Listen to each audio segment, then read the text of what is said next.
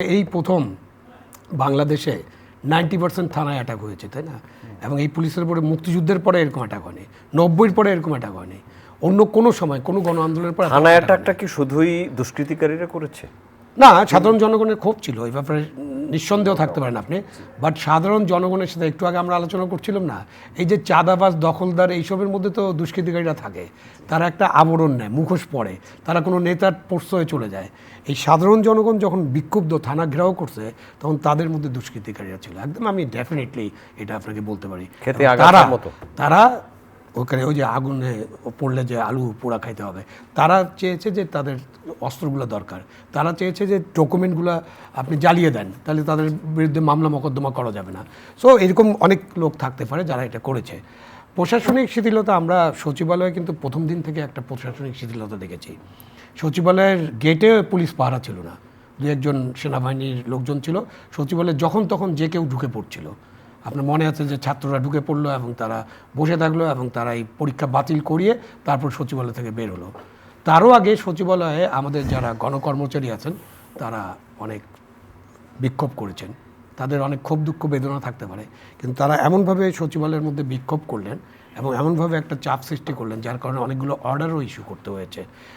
এই যে এটা দেখার পরে জনগণের নানান অংশের এরকম মনেই হতে পারে যে সচিবালয়ে যদি ওনারা আন্দোলন করে দাবি আদায় করে ফেলতে পারে, আন্দোলন করে পদোন্নতি নিয়ে নিতে পারে এবং খুবই কুইকলি, মানে 24 ঘন্টা, 48 ঘন্টা, 72 ঘন্টার মধ্যে, তাহলে আমরা কেন পারবো না?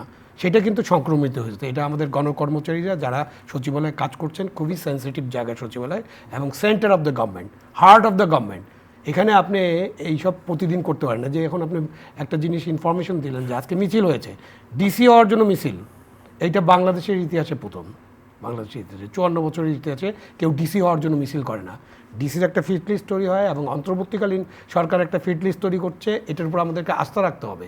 এবং এখানে যদি কেউ ঢুকে পড়েন এরকম যে তাকে মনে হতে পারে তার অপরাধ ছিল, তিনি অপরাধী, তিনি স্বৈরাচারের দোসর, অনেক কিছু আপনি কমপ্লেন করতে পারেন, তাহলে আপনি কমপ্লেন করেন।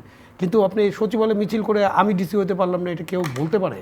এটা তো আমি কখনো শুনিনি এবং এটা খুবই একটা উদ্বেগজনক বিষয় এবং এটা করতে দেওয়া যাবে না। যারা এসব করে তাদের বিরুদ্ধে কিন্তু কঠোর ব্যবস্থা। সচিবালয়ে যারা আন্দোলন করেছে এর মধ্যে শুধুই আনসার বাহিনীর সদস্যরা তাদের দাবিতে সফল হননি, আর বাকিরা মোটামুটি হয়েছে। হ্যাঁ, সেই জন্য তো আনসারও তো আমি রেফারেন্সটা দিলাম তো, যে ছাত্ররা যখন গেট খোলা পেয়ে ঢুকে গেল এবং ছাত্ররা যে অযৌক্তিক দাবি আদায় করে গেল, অযৌক্তিক, আমি এখনও বলছি এই দাবিটা খুবই অযৌক্তিক এবং এটাতে কিন্তু আমাদের যারা এইচএসসি পরীক্ষার্থী ছিলেন তারা কিন্তু ক্ষতিগ্রস্ত হয়েছেন, যারা মেধাবী ছাত্র বা যারা অনেক ছাত্রই ক্ষতিগ্রস্ত হয়েছেন। কেন এখন যেভাবে আপনাকে ফলাফলটা দেওয়া হবে, সেই ফলাফলটা আপনার সবাই কি বাংলাদেশে পড়বে? সবাই পড়বে না। তো বিদেশে যখন পড়তে যাবে তখন তাদের ফলাফলটা কীভাবে বিদেশে এটা গ্রহণ করা হবে, খুব কঠিন হয়ে যাবে। তো আনসার ওনাদের দাবিও কিছুটা মেনে নেওয়া হয়েছিল। আনসারও তো গেছে পড়ে এবং আরও অনেকে যাওয়ার চেষ্টা করছেন, অনেকে যাচ্ছেন এখনও। গতকাল তো আপনার এলাকায় একটা বিশাল আন্দোলন হয়েছে এবং রাস্তাঘাট বন্ধ করে প্রায় 8-9 ঘন্টা আপনি কষ্ট দিচ্ছেন মানুষকে। তো এটা তো অ্যাকসেপ্টেবল না। আপনার প্রধান উপদেষ্টা কিন্তু বলেছেন যে আপনাদের অনেক ক্ষোভ, দুঃখ, বেদনা থাকতে পারে। আমরাও বারবার বলছি একজন নাগরিক হিসেবে, ক্ষোভ, দুঃখ, বেদনা অনেক আছে। 15 বছরে আপনি অনেক ক্ষতিগ্রস্ত হয়েছেন, কিন্তু আপনি একটা সিস্টেমের মধ্যে থাকেন, আপনি এটা আবেদন করেন, লিখিত আবেদন করেন, কমিটি হবে, বিবেচনা হবে এবং আপনি নিশ্চয়ই এটার ফলাফল পাবেন। তো ওখানে না যে এরকম জোর জবরদস্তি করা, হ্যাঁ, একটা গণতন্ত্রের জায়গায় ছিল ভয়তন্ত্র, এখন হয়ে গেছে চাপতন্ত্র। প্রতিদিন এমন ছোট ছোট মুহূর্তগুলো তৈরি করে জীবনের গল্প।